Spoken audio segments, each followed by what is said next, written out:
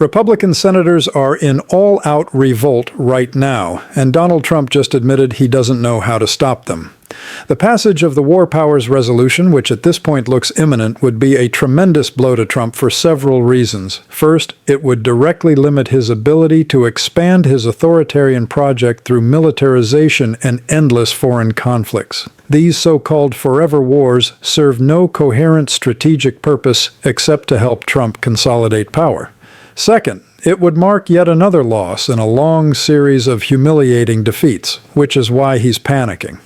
Before we get into Trump's reaction, it's worth starting with one of the Republicans leading the charge against him, Rand Paul, who went on Joe Rogan's show and openly called Trump out. So is the argument that they want regime change that these cartels are working with Maduro? And that's why we blow them up? That's sort of the argument, but I don't think the cartels and the drugs are really important. It's about regime change. Because okay, but if it's about regime change, why blow up the drug boat? Because they need a drug predicate. They want to say this isn't war. It is kind of war, and we're going to take people as if it's war, but it's not really war. It was an arrest warrant. And they've actually persuaded some otherwise good people in my caucus to say, well, normally I would be against bombing another nation's capital and removing the leader. Oh, but he was indicted for the indictment. Most people don't know this. Part of the indictment is for drugs, but he's breaking a U.S. law. How do we indict foreigners in their country? They haven't broken law in our country for breaking a law. But other than drugs, they've also indicted Maduro for possessing or conspiring to possess machine guns.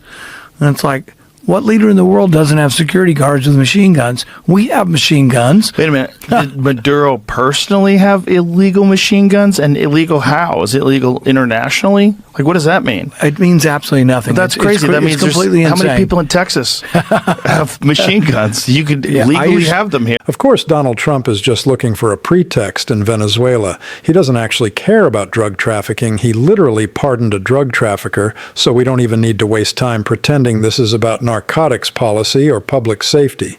Trump is hunting for two things right now: any excuse to further militarize the United States and a narrative he can use to declare himself the guardian of national security. That's why he's already built a standing police force in the form of ICE, which functions as Trump's own Frankenstein monster, the ugliest parts of his politics stitched together into a federal enforcement apparatus that doesn't keep anyone safe, doesn't deter crime, and certainly doesn't protect communities. It exists as a cudgel, not a shield.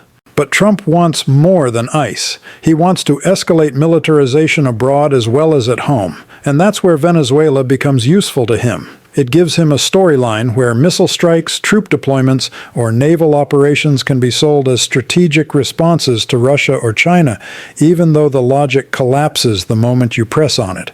That same incoherence is on display when he talks about Greenland, especially after his diplomatic meeting fizzled out, and he tried to casually play off the idea of invading an allied territory. All of this lands in a very interesting moment, given the war powers vote that is now looming in the Senate.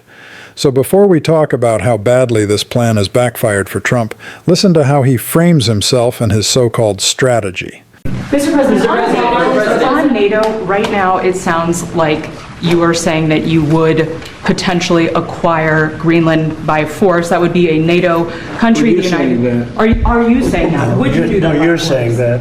Would you acquire that by force? No, you're telling me that that's what I'm going to do. You don't know what I'm going to do.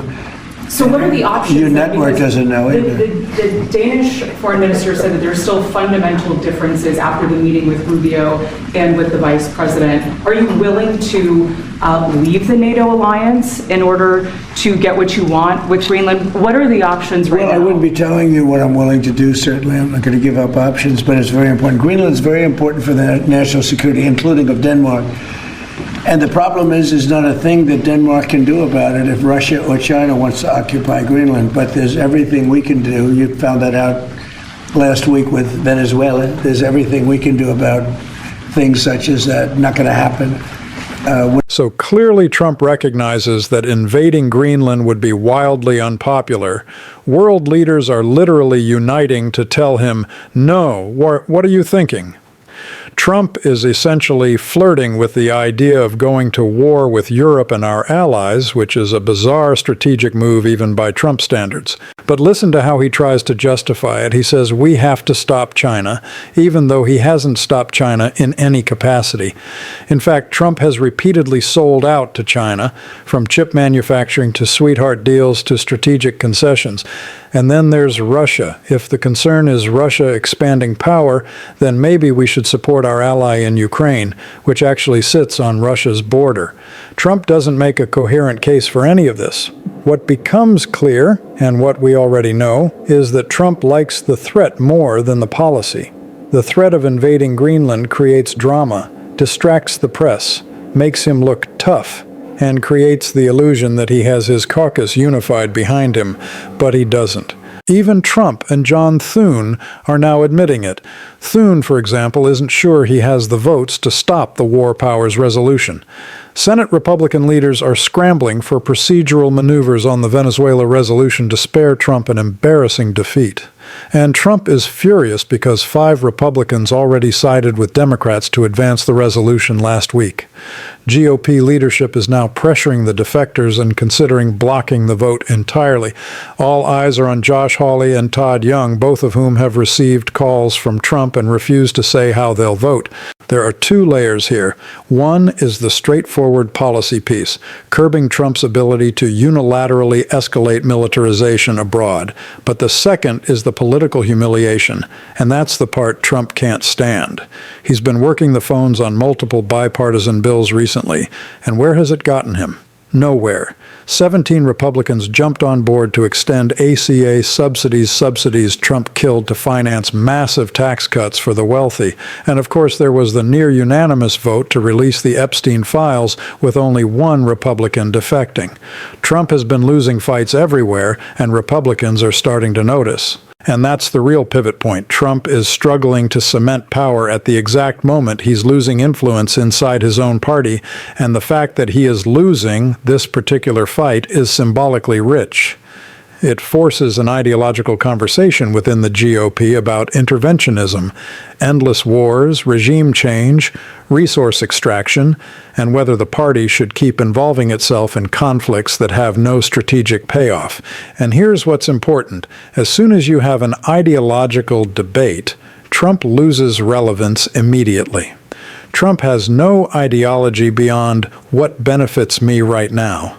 He isn't guided by principles or strategy or doctrine, so the moment the party begins thinking past Trump, he gets cut out of the conversation entirely. That dynamic doesn't just threaten Trump's grip on 2028, it undermines the idea of Trump as a permanent figure in the party. It forces Republicans to consider a future without him, something Trump never imagined would happen this soon. Senators are thinking about their own futures, presidential ambitions and legacies, and in that environment, the collective action incentive shifts from fall in line behind Trump to save yourself. For Trump, that's a nightmare scenario. And all of this is happening as Trump racks up more losses and more humiliations, as Rachel Maddow broke down just recently. This did not get enough attention, but did you see this? Look, headline: Congress is rejecting Trump's steep budget cuts to science. Lead: Congress is racing to undo thousands of cuts to federal science programs that President Trump called for last year. Trump is trying to cut the National Science Foundation 56%. Congress is now saying they will cut it less than 1%. Trump wanted to slash NOAA, the National Oceanic and Atmospheric Administration. You know, the weather. Congress's budget for NOAA is no cuts to NOAA, flat funding for NOAA. Trump wants to cut basic research, which has been the lifeblood of American technological innovation since World War II.